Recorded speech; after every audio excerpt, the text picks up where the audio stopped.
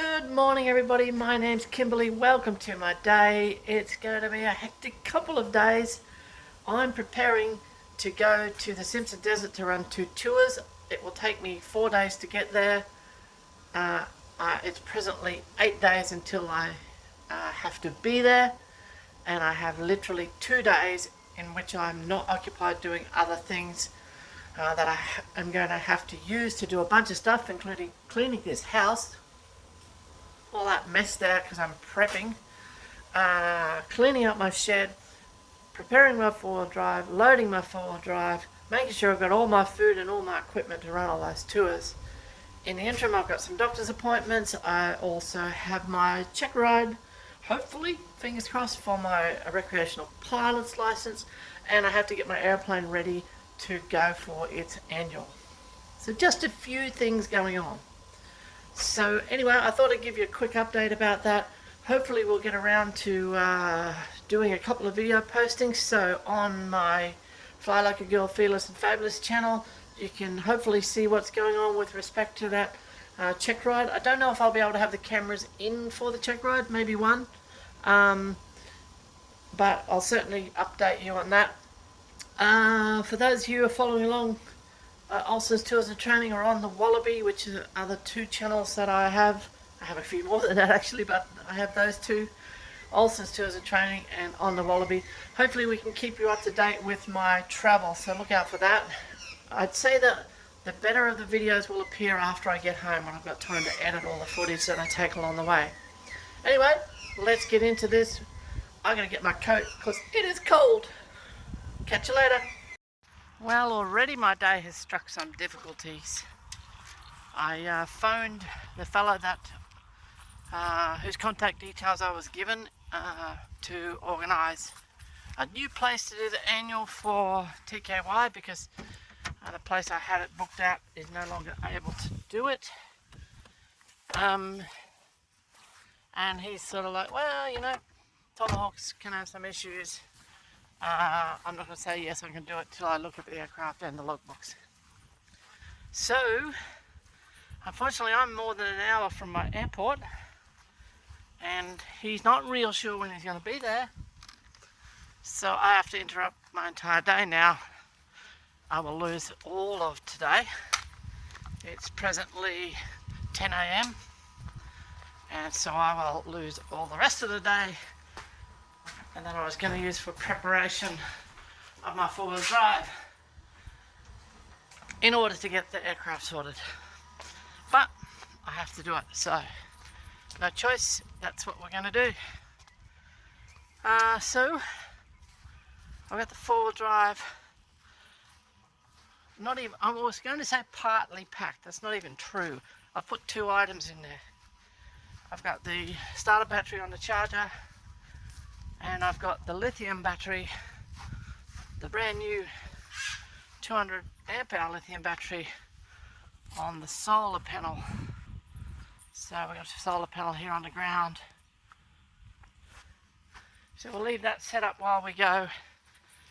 Take the logbooks over to the hangar and go and make sure this airplane is ready for this fellow to inspect. So I'm on my way to the airport at Maitland, Rutherford, my home airport. It's about 55 minutes before the Lamy will turn up to have a look at Tango Kilo Yankee. So I'm going to go there and drag it out so there's a bit more light, and maybe give it a little bit of a bath because it definitely needs that. And then hopefully when he turns up we can have a discussion about doing the annual. And before I do that, I thought maybe it's a good time for me to talk to you about Savvy Aviation. So now I've become a member, but I've been looking at it for quite some time. And Savvy Aviation is, if you like, a kind of support network for private aircraft owners, sort of like an independent consultancy, I guess, and also, you know, like think of like the automotive breakdown service people. So that kind of arrangement, lots of different things that they do. But the thing that I'm most interested in is the support and consultancy. So I intend to follow their rules for the annual. I'm really, really pleased that this lady has not just said, look, I can do your annual. He said, no, I want to look at the airplane and I want to look at the logbooks first.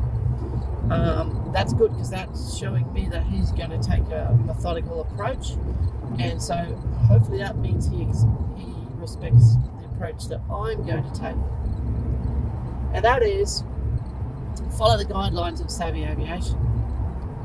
And they are like this. I'm paraphrasing a little, but let me get you the gist of it. The gist of it is, for an annual inspection, you don't give the layman an open checkbook, which is how a lot of them operate. Right? They say, give me a look at your airplane, whatever needs to be done, we'll get it done. I come from an automotive industry background. I have a lot of mechanical knowledge.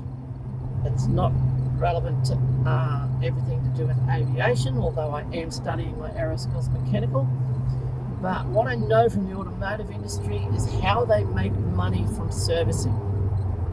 And without being too disparaging, let me just say, you get a lot of maintenance done that doesn't need to be done, or even worse, you pay for a lot of maintenance to be done that isn't done. So it's not that I don't trust this particular lamy, it's that I don't trust any mechanics at all. And that's just a comment on me, not necessarily on them. As I said, I don't have a lot of aviation experience. You are over the speed limit. Just drop that speed limit back. The speed back, sorry. So here's what I will be doing, and it's the Savvy Aviation's recommendation. You tell your lamy, do an inspection on my airplane, give me a job list and an estimate for the annual, and if I'm happy with that, I'll give you approval. If I'm not, I'll consult with Savvy Aviation. They may consult directly with you if necessary. Once we've got approval to go ahead with that job list, then any variations to it or any variation to the cost will need subsequent approval before any work can proceed.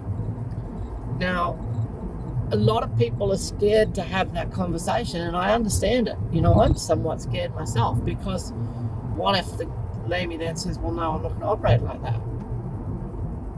Well, that's probably the better of the options, because at least then you can go somewhere else. But what if they get the inspection done, give you a job list, and then completely ignore your request and start work on that, or whatever? So this is why you have to do it in writing. All right, so I'm going to have a conversation with the guy, and then I'm going to send him an email or a phone text message, whichever, and it's going to say what I just said. Please do an inspection on Tango Kilo Yankee for the annual. Please give me a list of all jobs required to be done for that annual, and with an estimate of the price. Any variation in price or work to be completed will need my approval. And also, I've skipped over, don't proceed with the annual until you have my approval, and any variation to the jobs to be done or the cost will need my subsequent approval before you can proceed. So put that in writing, and then if they do the wrong thing by you, it's all there in writing. So that's what we're going to do, and we'll see what happens. He might say, no, take it somewhere else. Now, the reason that I'm actually talking to a new lamy, some of you might be aware I've already spoken to one, but something's happened. I don't know the details of it. I have had a message from him regarding why he can't do my annual. I'm not going to put that in the public realm, suffice to say that he won't be able to do the annual, and he'll just be doing avionics from now on. So in other words, I had an annual lined up and it's fallen through. So yeah, that's the situation. Let's get over to the airport and get the aircraft out and get it into the sunlight and get it a little bit cleaned up.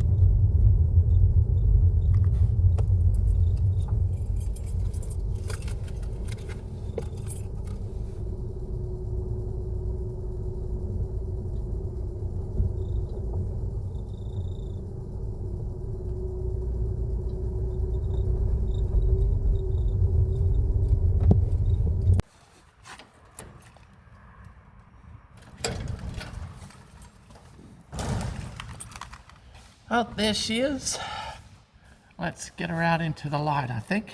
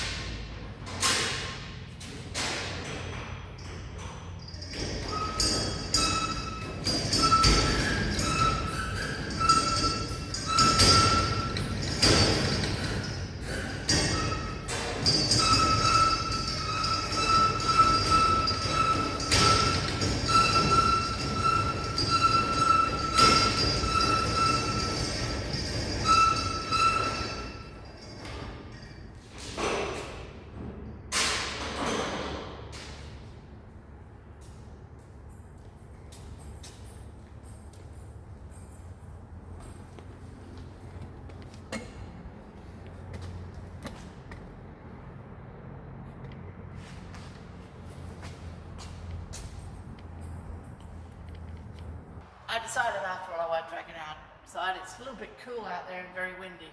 So I've just opened up the back door of the hangar and we'll just get set up ready for the guy to come and have a look at it. Well, it's a bit of a shame I couldn't show you that interaction, but the gentleman didn't want to be on camera. But anyway, the upshot of it is this: he's gone through all the logbooks, he's had a look at the airplane. He does have a couple of concerns. There's some data missing recently in the logbook, which we've got to update. He's given me a clue to how to do a couple of things myself. This airplane was at a Oceanside airport for a little while, so there is some minor corrosion on fasteners. I have a fastener kit, so I will actually go through slowly bit by bit and replace those.